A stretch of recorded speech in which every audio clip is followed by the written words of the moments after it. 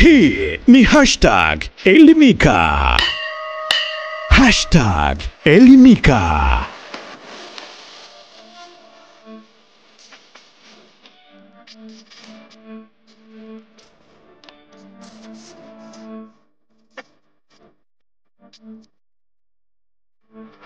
Hii ni hashtag Elimika.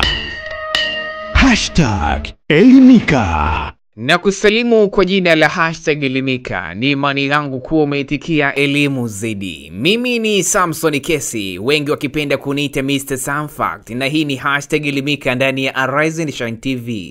Ni kawaida kwa ulimwengu wa sasa kusikia misamiati ya maneno kama ugaidi, ujasusi, uhaini, dikteta na hata uasi. Maneno haya si mageni kwa wahenga, labda kwa wageni wa dunia hii.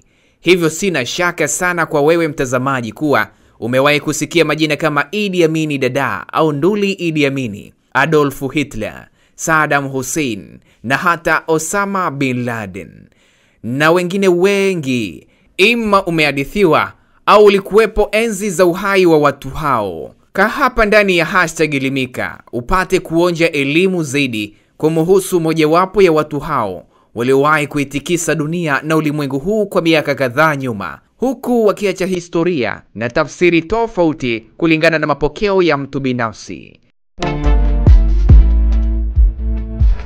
Hii ni hashtag Elimika. Hashtag Elimika. Moja ya mtu aliyeacha tafsiri tofauti katika ulimwengu huu ni kutoka Mashariki ya Kati, sehemu inayopatikana nchi kama Iran, Iraq, Israel, Palestine, Pakistan, Afghanistan na kadhalika. Naposema tafsiri tofauti na maanisha kuwa mtu huyu jamii yake ilimtafsiri kama shujaa, Marekani ikamtafsiri kama katili na dunia ikamtafsiri kwa namna tofauti kulingana na matukio. Ni imani yangu kuwa umewahi kusikia jina la Osama Bin Laden au umewahi kumfahamu walau kwa kidogo. Mtu huyu ametajwa kwa majina matatu tofauti. Huyu ametajwa kama gaidi, ametajwa kama shujaa, ila wengine wakimuona kama chombo au kibaraka aliyetumika katika siasa za Wamarekani. Osama huyu gaidi, shujaa au mbeba maono dhidi ya hila za nchi za Magharibi, hususan Marekani, anao mfululizo mkubwa mno wa matukio kustaajabisha yanayolizunguka jina lake. Kama nilivyokuambia, jina hili si geni jijini, labda kwa wageni wa jiji, ila kwa wewe muhenga mwenzangu utasadiki kuwa katika karne hii, yani miaka ya sasa, ni wachache sana wameweza kuitikisa dunia kama alivyofanya Osama Bin Laden. Kaa hapo hapo.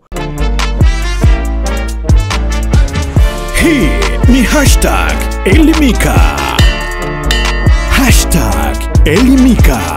Bwana huyu kwa wengi ikiwemo mimi amekuwa gaidi wa kutisha aliyesababisha hofu ya kimataifa. Kwa wengine ametajwa kama shujaa aliyepigania dunia dhidi ya ubeberu na ubepari wa kimagharibi, na wapo wengine waliomuona kama kikaragosi. Mwana hashtag Elimika nikisema kikaragosi moja kwa moja na imani unakumbuka filamu ya kitoto ya Kirikou iliyoonyesha kazi ya kikaragosi. Osama ambaye alitumika kama kikaragosi cha mchezo mkubwa wa siasa za dunia hasa za Marekani ana mengi ya kusimuliwa. Lakini swali linabaki, je, ilikuwaje mtu huyu akawa kama hivi tunavyomzungumza hii leo? Hashtag Elimika inakujuza zaidi. Salia hapo hapo. Ili uone uzito wa jina lake inabidi nikupitishe katika mfululizo wa matukio yake, kisha nawe utanipa tafsiri yako. Je, mtu huyu ni gaidi au shujaa? Matukio haya ya kustaajabisha yaliyomzunguka Osama Bin Laden yalibadilisha mwelekeo wa historia, yakavunja mipaka ya kiusalama na kuacha maswali yasiyoisha hadi hii leo. Hashtag Elimika inaendelea kuchimba zaidi. Osama Bin Laden hakuwa mwanajeshi wa kawaida, bali alikuwa bilionea aliyetoka familia yenye uhusiano na familia ya kifalme kutoka Saudi Arabia. Cha kushangaza zaidi ni kuwa hakutaka kuufurahia utajiri huo na alichagua njia ya vita. Akiwa bado kijana mbichi kabisa, alienda Afghanistan kusaidia wapiganaji wa Kiislamu wa Mujahideen kupigana vita dhidi ya muungano wa Kisovieti. Katika vita hivyo alijifunza mbinu za kivita, akaanzisha uhusiano na makundi ya wapiganaji kila kona ya ulimwengu. na kuanza kuwaona Wamarekani kama washirika wake, kuwa ni wasaliti wanaotumia watu wa imani yake kwa ajili ya manufaa yao binafsi. Katika hali ya kustaajabisha, Osama huyu alikuwa rafiki wa Marekani, CIA, aliyemwezesha msaada wa kifedha na silaha ili kupambana na Umoja wa Kisovieti ambao uliitwa USSR, uliokuwa unaundwa na nchi kama Russia na Ukraine. Na hapa hakuna aliyedhani kuwa mtu huyu miaka michache baadaye angekuja kuwa saratani kubwa itakayomtafuna na kumgharimu Marekani. Mnamo mwaka 1998, Agosti 7, majira ya asubuhi yalikuwa tulivu hapa jijini Dar es Salaam, sambamba na jijini Nairobi kwa majirani zetu Kenya. Hakuna ambaye alivumbua kwamba ndani ya sekunde chache historia ingeweza kuandikwa kwa damu za watu kumwagika, ambapo milipuko miwili mikubwa ilitokea na kutikisa balozi za Marekani ndani ya mataifa haya. Mamia ya watu wasiopungua 200 au zaidi ya hapo walifariki, wengi wakiwa ni wana wa Afrika, yaani raia wa bara hili wasiokuwa na hatia. Wengine makumi kwa mamia walijeruhiwa kusiko mithilika. Osama bin Laden kupitia kundi lake la kigaidi la Al-Qaeda alithibitisha na kukiri kuhusika pasi na kuacha shaka, akisema kwamba alikuwa akilipa kisasi kwa hila za Wamarekani dhidi ya watu wa imani yake. Hapo dunia ikabadili mtazamo na kumwona ni zaidi ya gaidi na mwenye uwezo wa kushambulia taifa lenye nguvu zaidi duniani kutokea pande yoyote ya ulimwengu.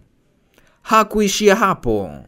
Mwaka 2001, Septemba 11, palitokea tukio jingine linalozidi kuweka wino mzito katika jina la Osama bin Laden. Katika hali isiyodhaniwa wala kutarajiwa, ndege 4 za abiria ziliwekwa chini ya udhibiti wa kundi la Al-Qaeda, yaani kwa tafsiri rahisi zilitekwa, na ndani ya muda mfupi mnara wa kibiashara wa dunia wa majengo pacha wa Twin Towers ulilipuliwa mbele ya macho ya ulimwengu mzima.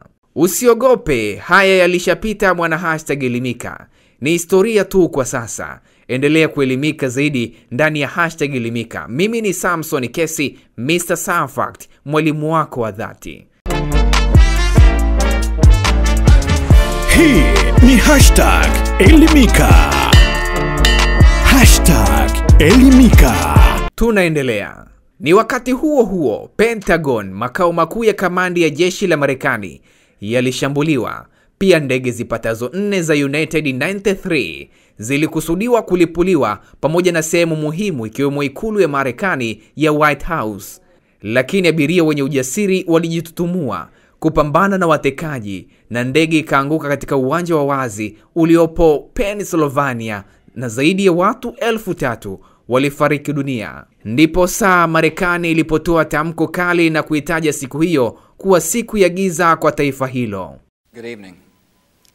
Today, our fellow citizens, our way of life, our very freedom came under attack in a series of deliberate and deadly terrorist acts.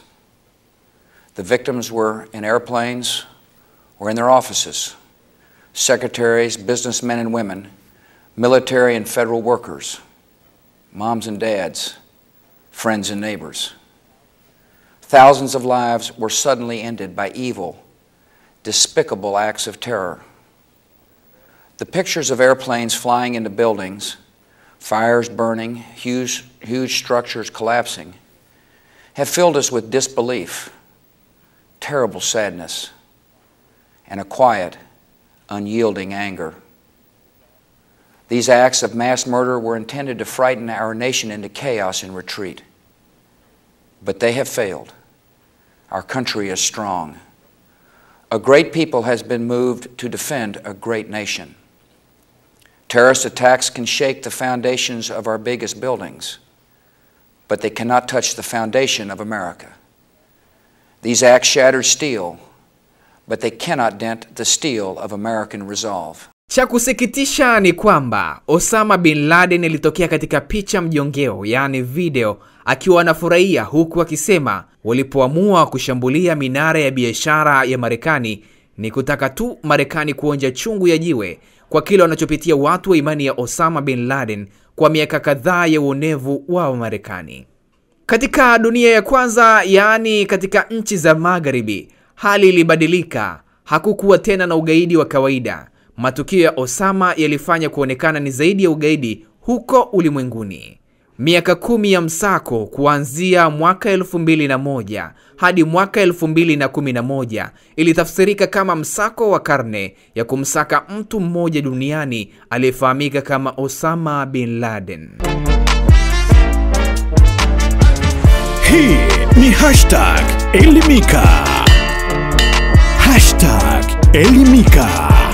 Marekani ikanyoosha makucha, ikaivamia Afghanistan, ikaiondoa Taliban madarakani kwa kile ilichosema kuwa inamlinda Osama. Miaka ikawa inasogea, huku kila mwaka Marekani ikiweka mabilioni ya dola kumtafuta mwanaume huyo. Mara kadhaa kuliibuka ripoti za kuonekana kwa Osama maeneo kadhaa, mara Pakistan, mara Sudan, wakati mwingine milima ya Tora Bora. Ila cha kustaajabisha ni kuwa aliweza kukwepa kila jaribio la kutiwa nguvuni na Wamarekani. Paliibuka kisa mwaka 2005 kuwa kikosi cha Wamarekani Al-Manusura kimkamati katika milima ya Pakistan na ndege za kivita ambazo zilitayarishwa vyema, lakini ni kuwa Osama alizama pangoni ambapo palikuwa na njia za kutoroka chini ya ardhi, na ndani ya dakika chache tu aliwaponyoka na kuwatoweka Wamarekani.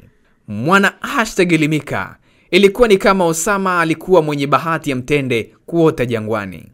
Ilipofika mwaka 2011, ilikuwa ni ukamilisho wa mbio za sakafuni kwa Osama bin Laden, kwani ilikuwa ndio mwisho wa enzi ya mtu huyu.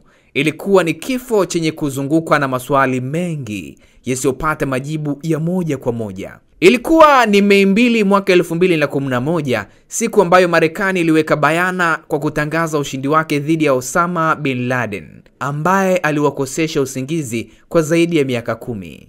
Katika moja ya usiku wa manane, kikosi maalum cha Marekani cha Navy SEALs kilivamia jumba la kifahari huko Abbottabad, Pakistan, ambapo taarifa rasmi inasema Osama bin Laden alipigwa risasi kichwani sambamba na sehemu za kifua chake, kisha mwili wake ulichukuliwa na kwenda kuzikwa baharini kabla ya kupambazuka. Hapakuwa na picha rasmi za kuthibitisha kifo hicho zenye kuonyesha mwili wake, wala hapakuwa na uthibitisho wowote wa wazi juu ya kifo chake, ila tu tangazo rasmi la rais wa Marekani kwa kipindi hicho, Barack Obama. Good evening. Tonight, I can report to the American people and to the world that the United States has conducted an operation that killed Osama bin Laden, the leader of Al-Qaeda, and a terrorist who's responsible for the murder of thousands of innocent men, women, and children. It was nearly 10 years ago that a bright September day was darkened by the worst attack on the American people in our history. Let me say to the families who lost loved ones on 9/11 that we have never forgotten your loss, nor wavered in our commitment to see that we do whatever it takes to prevent another attack on our shores. And tonight, let us think back to the sense of unity that prevailed on 9/11. I know that it has at times frayed, yet today's achievement is a testament to the greatness of our country and the determination of the American people. The cause of securing our country is not complete, but tonight we are once again reminded that America can do whatever we set our mind to. That is the story of our history. Whether it's the pursuit of prosperity for our people or the struggle for equality for all our citizens, our commitment to stand up for our values abroad, and our sacrifices to make the world a safer place.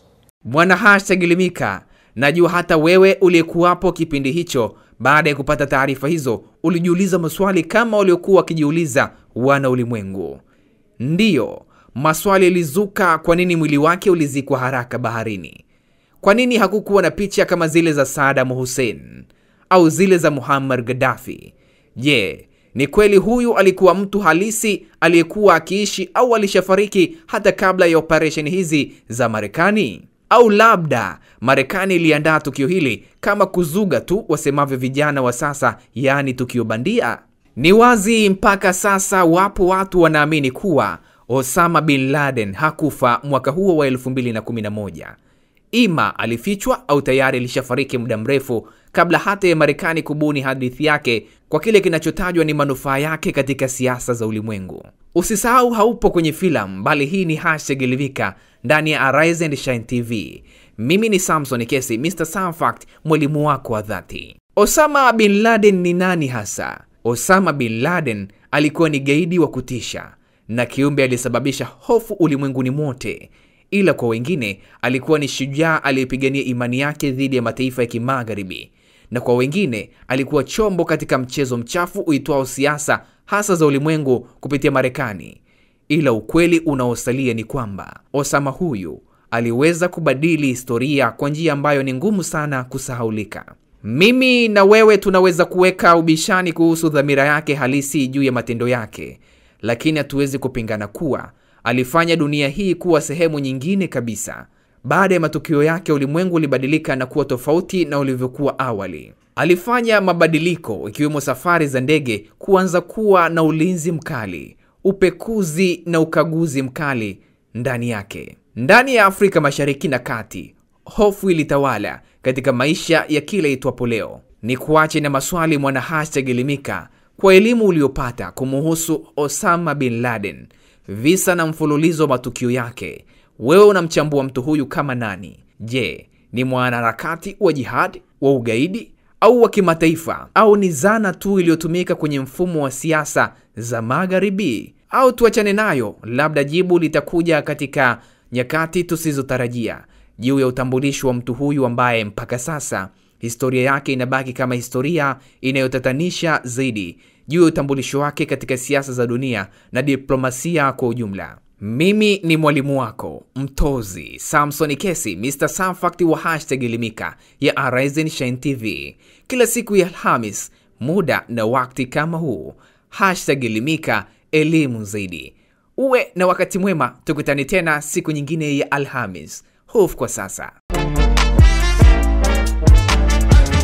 Hii ni #Elimika. #Elimika.